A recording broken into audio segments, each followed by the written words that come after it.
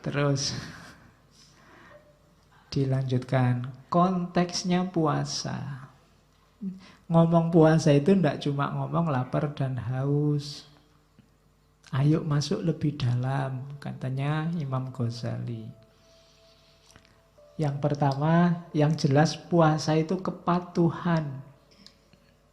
Allah sendiri yang merintah secara terang-terangan loh. Ndak tedeng aling-aling kutiba alaikumusiyam. Kalian diwajibkan. Maka puasa yang pertama-tama bermakna kepatuhan kita pada Allah. Segala manfaat, segala hikmahnya puasa itu di bawah kepatuhan ini.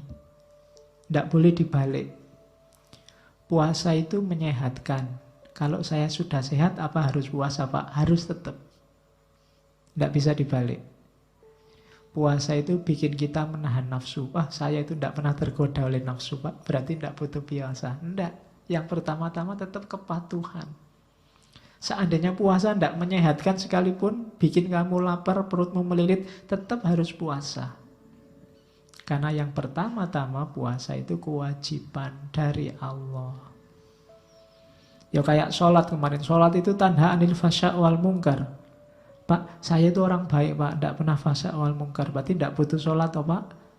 Tetap butuh sholat. Kenapa? Itu kepatuhan. Bukti bahwa kita percaya pada Allah, pada Rasul.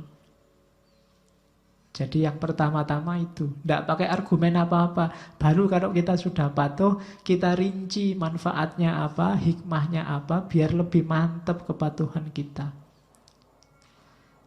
Jadi tidak bisa dibalik. Tidak bisa, Pak, sholat itu kan untuk mengingat Allah. Sholat li dzikri katanya Allah. Kalau saya sudah anytime ingat Allah, apa butuh sholat, Pak? Butuh. Kenapa? Kepatuhan. Jadi yang pertama-tama ibadah itu kepatuhan. Baru terus kita cari hikmahnya, manfaatnya, rahasianya. Itu biar ibadah kita semakin mantap. Biar kita sadar bahwa Allah tidak pernah nyuruh sesuatu yang sia-sia. Tapi itu belakangan. Setelah nilai kepatuhan. Termasuk puasa. Terus yang kedua, pelatihan. Riyadhah. Jadi puasa ini semacam short course 1 bulan. Latihan nyapih nafsu. Latihan mengendalikan diri, menguasai diri. Itu puasa. 1 bulan penuh kita dilatih. Saya tidak tahu sukses apa enggak. Kalian sendiri yang ngerti. Jangan sampai short course hanya tinggal short course, seminar hanya tinggal seminar. Harus fokus pada hasilnya. Biar besok benar-benar merayakan Idul Fitri, kembali fitrah. Jadi latihan terus.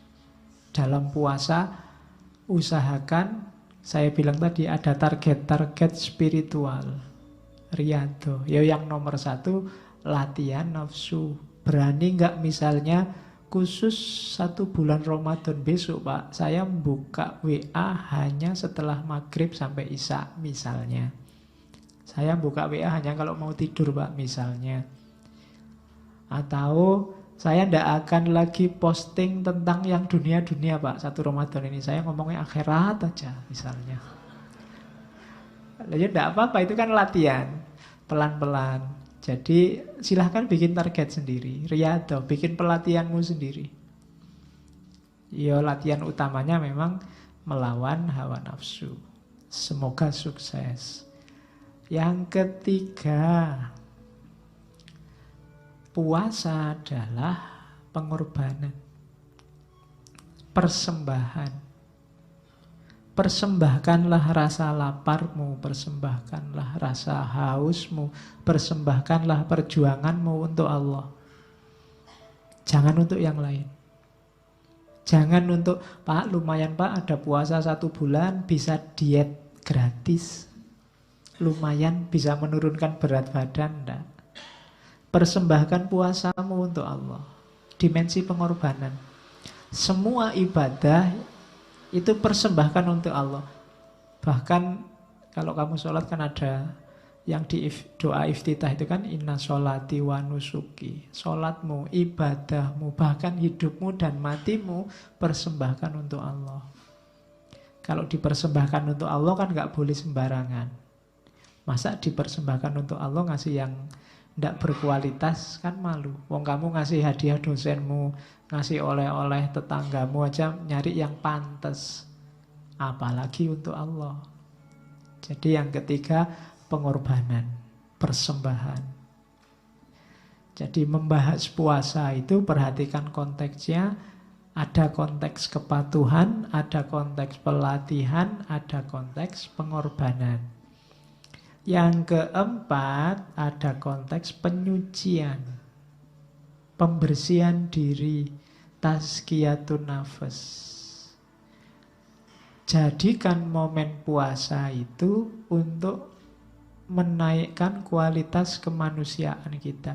Biar kita semakin murni jadi manusia. Makanya goal terakhirnya kan fitri. Fitrah. Jadi harusnya besok hari terakhir puasa kita jadi orang yang cerah.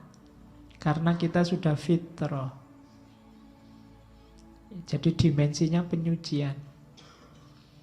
Lahir dan batin. Kemudian dimensi puasa yang kelima itu perjuangan, jihad dan mujahadah. Contoh mujahadah, jihadun nafas yang paling kelihatan itu puasa. Di situ kita berperang. Perang paling besar. Kan Nabi bilang, habis perang Badar Nabi bilang kita kembali dari perang kecil menuju perang besar. Perang besar apa? Mengalahkan diri sendiri. Antara lain lewat puasa. Terus yang keenam, keikhlasan. Satu-satunya puasa yang dimensinya ikhlas, karena yang hanya Allah yang tahu itu puasa, satu-satunya ibadah. Yang ikhlasnya bisa murni tanpa terkontaminasi hal-hal lain itu puasa. Kalau orang sudah lillahi ta'ala puasa, mungkin tidak ada orang tahu. Kalau sholat kelihatan, kusuk tidak kusuk kelihatan. Tapi kalau puasa tidak kelihatan. Seperti dijelaskan di depan. Terus yang terakhir baru puasa itu bisa masuk ke level hikmah dan iktibar. Kalau ada orang bahas puasa dari segi kesehatan, itu level hikmah dan iktibar. Puasa dari segi harmoni sosial, itu level hikmah dan iktibar.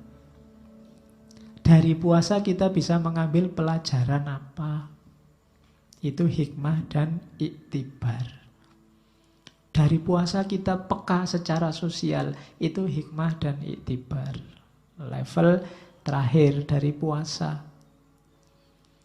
Jadi ternyata puasa konteksnya banyak, dimensinya banyak. Otomatis manfaat dan dampaknya juga banyak. Itu cerdasnya seorang Ghazali. Kalau kita mikir sendiri mungkin tidak nyampe ke sini. Kita kan ngertinya cuma pokoknya puasa itu menahan lapar, haus, dan hubungan seksual. Itu tok. Di luar itu tidak nyampe. Pokoknya itu. Sama kataman Al-Quran. Itu pun nggak sukses-sukses.